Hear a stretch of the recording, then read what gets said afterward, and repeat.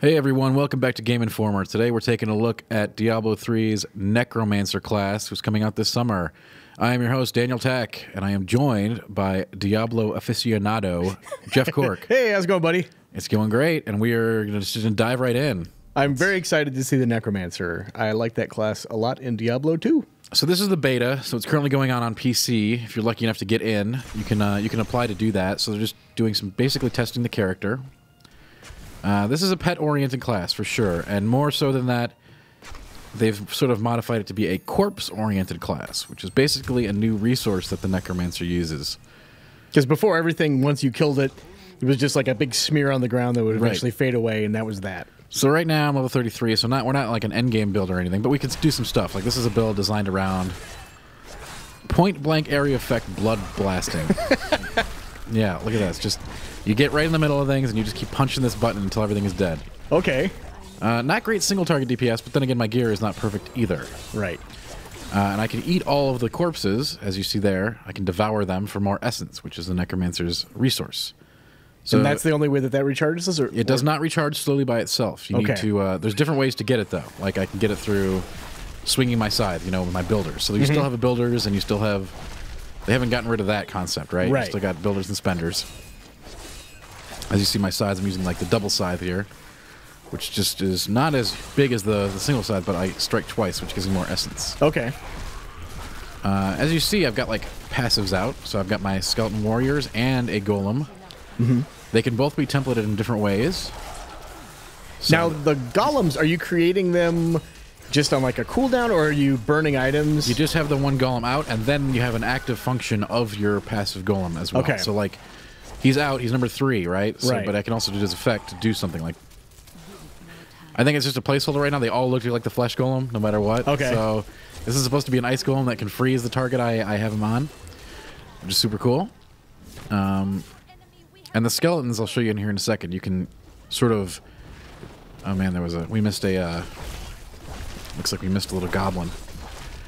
We got in the frame, we missed him. Yeah, we missed out on some valuable blood shards, which we want to keep for that beta. You know, that stuff's all going to carry Exactly. over. Watch this, I'll sick him on it.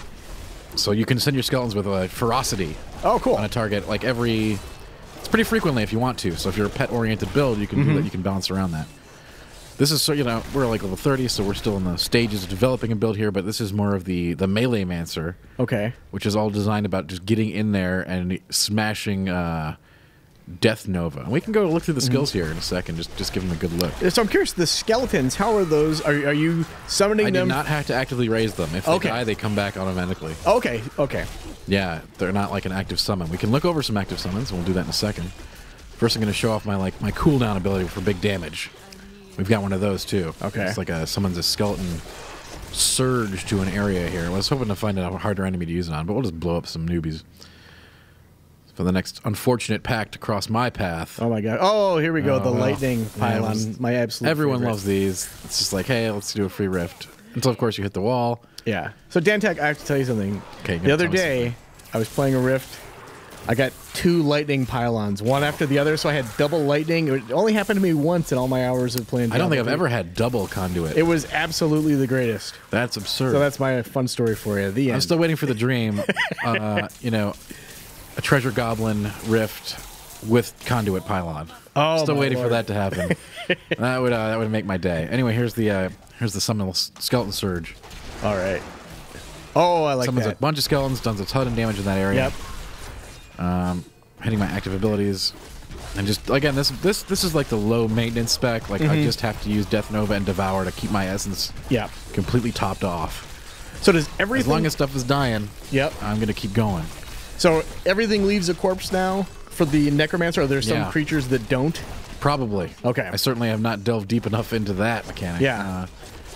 But it seems most things do, and they're represented on the map. As you can see, I get lots of health globes because that's also one of my talents. Okay. Basically, every time we'll go over that in a second. Let's take a look at the talent tree. Let's take a look at the skills. As soon as I clear the screen off. So you, in the build you played right now, like, how fragile are you? You're pretty tough. Are you able to take some hits? I can take hits. Okay. Mostly because I keep getting so much more health. Okay. I'm able to replenish my health quickly, especially through, again, level 30 on endgame. But yeah, we can, let's take a look here. All right. So let's look at the passive skill slots first. So right now I'm getting, every time I eat a corpse, I get run speed by 3%. This stacks up to 10 times. Okay. So crazy run speed. Consuming a corpse has a 20% chance to spawn a health globe. So as long as I'm eating corpses, which I do constantly with Devour, I'm getting health globes. And there's other ways to use corpses too, depending on your build. Increase max distance by 4 is pretty self-explanatory. For bone spec, here's an interesting one. This is the one where you don't want to use minions. Oh, interesting. Armored by 100%, minus 10% for each active minion. Okay. So that's for a build that doesn't use minions. What kind of necromancer are you at that point? I know, right? That's weird. But I'm glad they have different, these are all really tailored to different play styles. Right. Extends the duration of your raised and revive minions. Hardcore Diablo 2 players will love to see the revive is back. A little different than it was, but it's back. Okay. Reaping, get the most out of your scythe. Oh, that's cool. Curses cost 50% less and last forever. Yeah. That's nice. And there's a reaping skill that actually makes this is really cool. Actually, I should probably wait till we're done with the passive skill tree to go look at that, right? Just got so excited. I'm like, man, okay. If you would take damage, the minions are consumed to heal you. Okay, pretty sweet. Yep, healed for 10% of your life on hit when a minion hits an enemy. Really pretty crazy with a big minion build, right? Yeah. Increases your health regen by 10% for each enemy within 20 yards. Interesting. I don't know how that's going to play out. So at this point, do you think that these numbers are this is all pretty set? I know that this is in beta. These numbers are probably a little malleable, but they probably won't change till after release, right? They'll be like, oh gosh, that build is way too OP. Let's tone it back a bit. Okay. Picking up a health globe removes the health cost of the next blood spell. Interesting. Every 5% health loss will reduce all remaining cooldowns by 1%. So that I can see a high risk, high reward build with that one. Yeah. So like, what kind of build archetypes are you seeing? Yeah. So the melee mancer for sure, which is the one I'm sort of creating right now, which is all around Death Nova, which we'll look at in a minute. Let's just go over the primary. So this is great. This one will keep you alive while you're doing anything, and this is just like your spam ability, right? Okay. So you're getting healed for that while you channel it, which is nuts. And in the game, there's all kinds of other channeling weapons and stuff already in the legendary, bracket. So this will go well with that. I like this one. The scythe is cool, and I've got this new one here, Curse Scythe. Enemies have a 15% chance to be inflicted with a random curse when you're hit. That's really cool. Huh. Because curses are quite powerful. There's a whole screen of them, which we're going to do in a second. Secondaries, you got your bone spear. Every necromancer needs that. The skeleton mage, everyone's favorite, is now a secondary skill because they don't last forever. Okay. But they are really powerful, and you could have more than one. So if you've got a good essence creating build, you can create quite a few of these. They are pretty dangerous, and I just put it in my main slot, which is not a good idea. Don't do that. Don't do that ever. Yeah. But let's put it in. Just summon a few. We can turn it into archers. Like you've got your core mage, we can make archers out of it. Like these things do a ton of damage, and you can summon quite a few of them at once. Right. And they don't last forever, but man, when you're going against a boss, very helpful. Now, is there a skill that's similar to kind of how you can build out a witch doctor and have one giant dog instead of 3 smaller ones? Yeah, I don't know if there's a giant skeleton, because you've already got the golem. Right. He's the gargantuan, right? But not really, because again, we're necromancers. You got corpse explosion, the signature ability. I mean, and it is awesome in this game. So if you're not devouring your corpses, you're basically going to want one skill at least to take advantage of the fact that your class uses corpses. Right. And you can make that from corpse explosion. You can do that with corpse lance, which you target the enemy and not the corpse, and it just draws the corpse in and shoots it at the enemy. You got Devour, which is the one I use, and an essence heavy build will really enjoy this. Just constantly fuel your essence by eating the corpses. And then you got Revive. Everyone wants Revive, right? I want that. I mean, Revive is just nuts, right? Like back in the day, Revive builds were crazy, and there's no corpses here, but you actually revive. They don't last forever or anything like that, but it's the straight up spell, so you're getting what you killed. Oh, that's great. It is really nice, right? It's got that old flavor, and I think you could have 20 of them at the same time. Oh no! And again, if you start stacking them with the stuff that makes them last longer, yeah, you can get some really ridiculous stuff going on for sure. I think that's Revive is going to be its own build. I can say, that's a thing. That's going to be a thing. You can just get a whole army going, just like that. And of course, you're going to want everything. You get more of X with more minions out. Will definitely be part of this build, right? So that's something there. You got Revive, and of course, many ways to tablet it out. See, these are the more. You got skeletons. You got Golem. Yep. And, you know, they all have a passive and an active, right? Exactly. And the Golem especially can be tricked out in many ways, including the signature Blood Golem. Right. You know, everyone loves Blood Golem. But you've got different ones. You got Bone Golem. You got all kinds of golems. This one's your big, heavy, the one where I punch the... And you got this one. All corpse skills can be used at will for 5 seconds, so probably a big cooldown heavy build there. And then you got curses, the Necromancer's specialty, right? Decrepify, you know, movement speed and damage, just turn them into like complete lame ducks. You can burn them. Leech is super cool because this is sort of the one you want to use when you're playing with your friends, because it heals the attacker. So you put this on a guy. It's not just for you. Your buddies will also get the benefit of that, which is really nice. And then you got Frailty, which just kills anything less than 15% health. Oh, that's fantastic. Right, so you just throw that on and do, you know, a little bit of damage. And you do way better.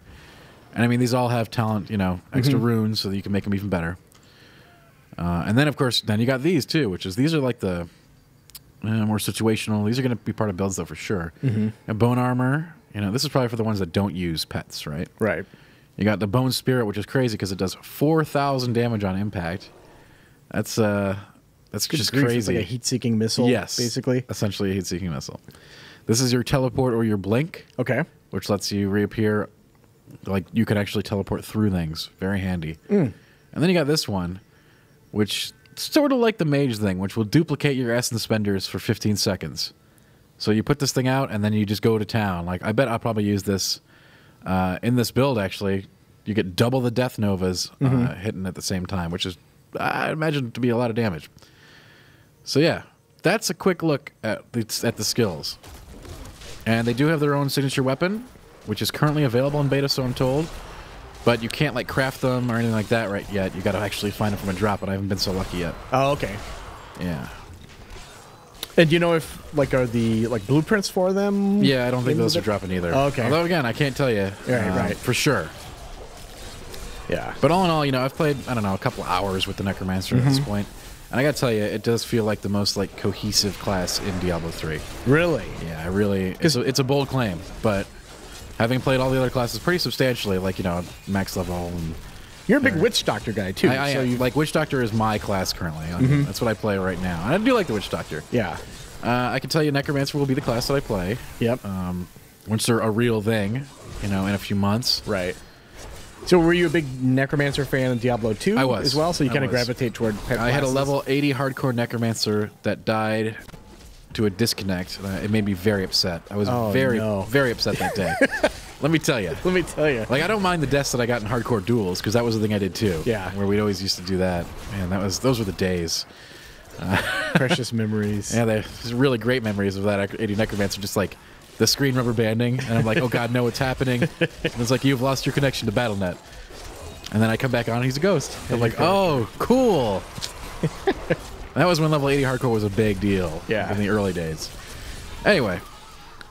Yeah, I'm excited to see one of my favorite classes back, and I think this sets the way. You know, they're going to add more classes for sure. Like, there's no doubt in my mind. Yeah. Like the Amazon or the Assassin will find their way into the game. Sure, you know. Yeah. Got to be a BlizzCon announced this year, right? Maybe for 2 this time. Druid and Assassin, get the whole gang back together. So that's my guess. When this update drops, there's also some new areas as well, yes. right? Let's go to the map. I'm in a Rift right now. Let's go to the map. There are going to be new areas that come out with this as well. I don't know if they're in the same patch. Okay. I think they are. I don't know. Blizzard sort of staggers that content. We have some new zones in Act 4 that, of course, have placeholder text. Right. The Stone Fracture, the Searing Fracture, the Soul Fracture, and the Dawn Fracture. Now, you and I... Something tells me there's got to be like a Hellfire event or something that will require you to go to all these and get things, right? Would you have preferred these new maps to be in any other act? No. Really? You like Act 4? I hate Act 5 even more than Act 4. Oh, really? So, yeah. Okay. Yeah, Act 5 is like the worst. Like, that stupid town map, it's like, go find the whatever guild. It's like, oh my god, no. I have to walk through these city streets and all these doors. I don't like Act 3 either. My favorite is Act 1, for sure. I love Act 1. Everything's just there, right? Right, right. Let's see if there's any other placeholder. So we got 4 new zones there. I don't see any more PH. Right. zones around these other maps. But that's still really going to be cool. I'm sure there's going to be some very interesting things there, right? And have you heard anything about what else is coming in the future? Are we going to be getting more sets of armor? I'm assuming more legendaries. Yeah, with the Necromancer rollout, obviously a bunch of Necromancer stuff will come, and I'm sure that they'll placate other people by saying, "Oh, but guess what? My guess is the Necromancer will roll at the beginning of the next season, right? That way, everyone gets new stuff at the same time. The Necromancer gets showcased. Every single person in that season will be playing Necromancer. Oh, good lord! It's going to be unbelievable. It's gonna be very interesting to see. Well, fortunately, it seems like it's a fairly flexible class, though, so it's not like you're going to. Right. I mean, like most classes these days, you can build it a bunch of ways, and it does seem to sort itself neatly into little boxes. It has some like team play potential. Yeah. So you've got uses to a group, so people will bring you along.